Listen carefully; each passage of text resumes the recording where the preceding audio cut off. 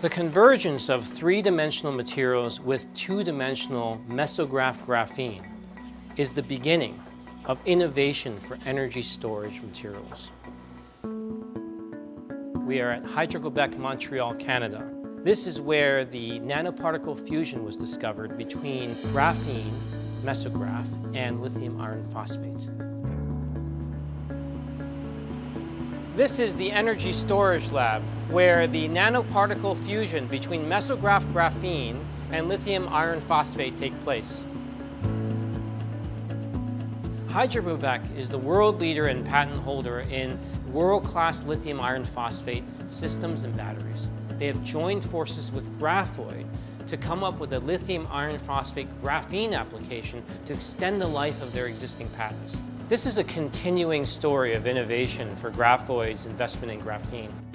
We applied something called mechanofusion, and this nanoparticle fusion is the heart of the patent, where we take the two materials, combine them in close proximity, and apply nanoparticle fusion. And that's when the two become one. And when that happens, and then you take the material back into this laboratory to build your batteries, and then to analyze the performance, that's when you start saying, wait a minute, this doesn't act like lithium iron phosphate anymore. And graphene doesn't do that by itself. It acts like a completely different animal. You form new kinds of structures that become so innovating that it yields initially the patent, but also yields incredible business opportunities. Imagine packing 200 times more lithium iron phosphate with graphene, hypothetically. We created a material that was more than amazing. It was absolutely transformative. Energy storage is needed by every single individual in every single country. Lower cost, transportable, and safe energy storage. This is why we've attracted Hydro-Quebec. The carbon backbone of graphene, flexible, electrically conductive, ends up supporting the lithium iron phosphate because the Achilles heel to lithium iron phosphate is electrical conductivity.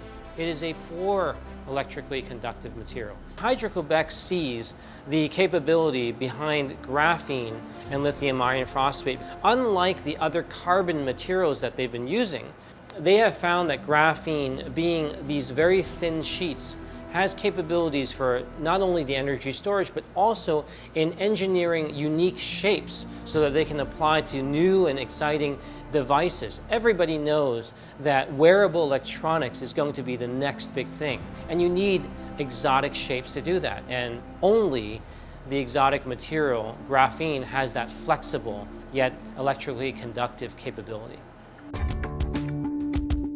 Imagine in the future that the batteries are not limited to the boxes that you see or the rectangles, but actually it could be in the shape of a napkin or folded into your pocket. Imagine tomorrow where you have clothing you wear, clothing like the shirt, that have the ability to be the battery, to store the energy while you wear it, but you can throw it in the washer and dryer and still be able to reuse it.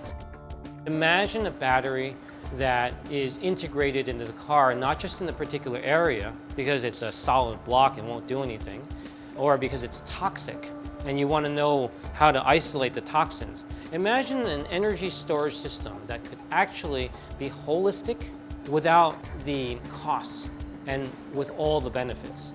Low cost, reusable, and recyclable energy storage is going to be coveted, highly coveted in the future. And the only way to get flexible energy, paper-like storage is using graphene as a material. And that is where mesograph is leading the charge. We have been able to create breakthroughs with our partners at astounding low costs and incredible speeds.